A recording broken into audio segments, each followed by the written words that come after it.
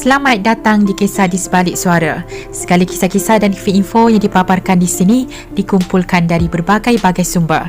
Sebelum kita mulakan video ni, korang jangan lupa tekan subscribe dan tekan loceng dekat bawah tau, supaya channel ni terus berkembang dan maju. Terima kasih.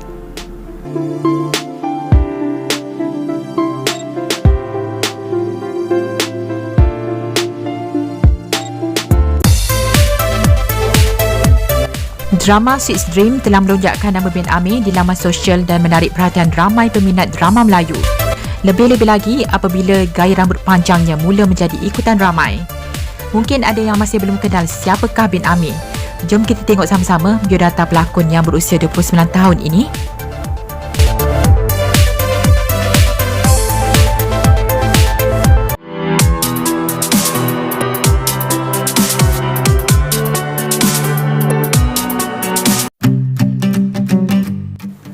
Nama penuh Muhammad Amir bin Sabarudin. Dilahirkan pada 13 Mei 1990 di Kuala Lumpur. Kerjaya pelakon dan model.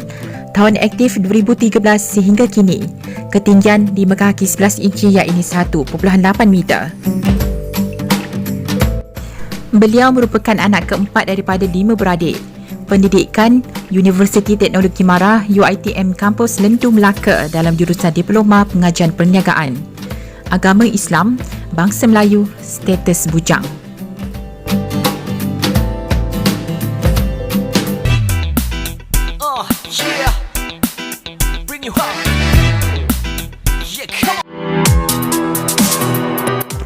Ben Amir merupakan finalis Hero Remaja 2012 bersama Fatah Amin, Nazrif Nazri, Hafiz Rosdi, Syafiq Khail, Fendi Bakri, Saharul Rizwan dan Hafiz Adam.